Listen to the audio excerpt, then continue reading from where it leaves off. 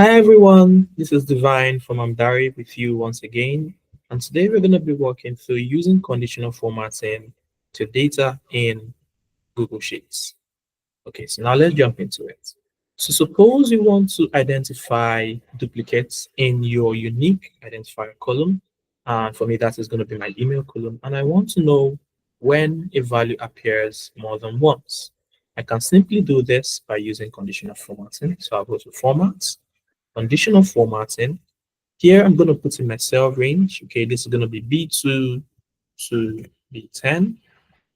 And then for the format rules, we're going to go down and use a custom formula, which is going to be count if. Remember, our formula starts with an equal to sign.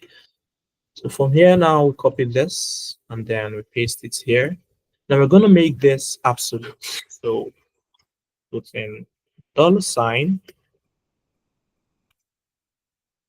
before the row column name and the row number. Do the same thing for this place.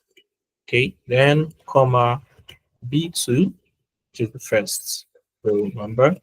And then we cover this and greater than 1. So it's going to look through this part being absolute, not changing. And then here is relative. So it's going to be changing as it goes down to identify which values appear more than once. Now, this is the coloring for the duplicates. If you wish to change this, you are free to do so, but I'm going to stick with default, and then I'm going to click on done. Now, here comes the tricky part.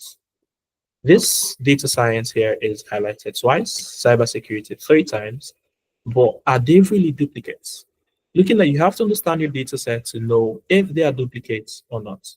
So now for me, I can see that while cybersecurity appears 3 times, it appears for 3 different niches in cybersecurity. So not a duplicate for this particular case. However, data science has the same value all through. So I can take that as a duplicate and I can simply take it out.